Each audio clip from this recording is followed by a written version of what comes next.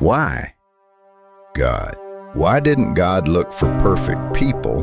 The ones he chose were anything but perfect. Broken people, runaways, the forgotten, the burned out, and yet remarkably, the greatest stories in human history with exactly those kinds of people. Why did God choose them? The legends of Scripture are about to show you the answer. Why Moses?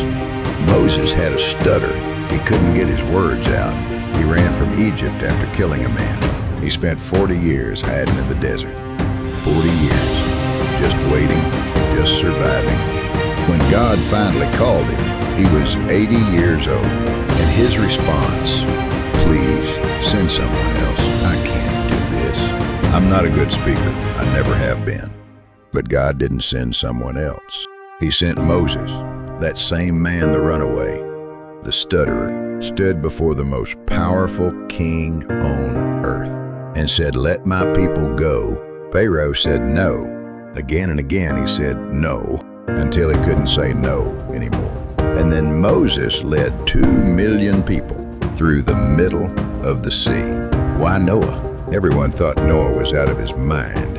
He was building a massive boat, not near any water, not near any ocean.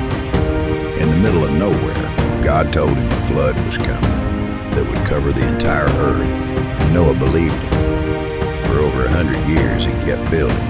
Every single day, he showed up and kept going. His neighbors laughed. His family probably had doubts. People walked by and shook their heads, but Noah didn't stop. Then the rain came. 40 days, 40 nights, everything was gone. Every city, every field, every living thing. But inside that boat, his family was safe. The man everyone called crazy turned out to be the only one who got it right. Why David? When God sent Samuel to find the next king of Israel, he went straight to Jesse's house. Jesse lined up 7 of his sons. 7. Not one of them was chosen. Samuel looked around and asked, "Is that all of them?" Jesse paused and said, "There's the youngest. He's out watching the sheep. Nobody really thinks about him." That was David, the forgotten one. The one his own father didn't bother to call. While his brothers trained for battle, David was out in the fields alone, talking to God, writing songs, watching the sky. But when everyone else stood frozen in front of a 9-foot giant, David didn't hesitate. He picked up a rock. One shot, the giant fell. Why Abraham? God came to Abraham with one instruction. Leave your home, your family, your country. Go to a land I will show you. That's it. No map, no details, no plan.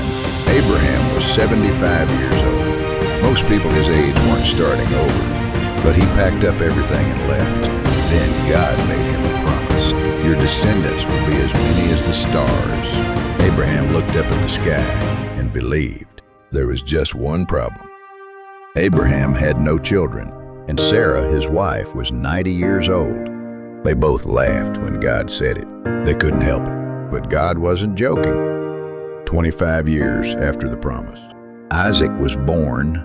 Faith isn't knowing how it's going to work out. It's moving when God says move, even when it makes no sense at all. Why Samson? Samson was unlike anyone who ever lived. He tore a lion apart with his bare hands. He took down 1,000 soldiers alone, using nothing but the jawbone of a donkey. He was unstoppable. And then he wasn't. He chased the wrong things. He trusted the wrong people. He made the wrong choices. Over and over again, he gave away the one secret he should have kept.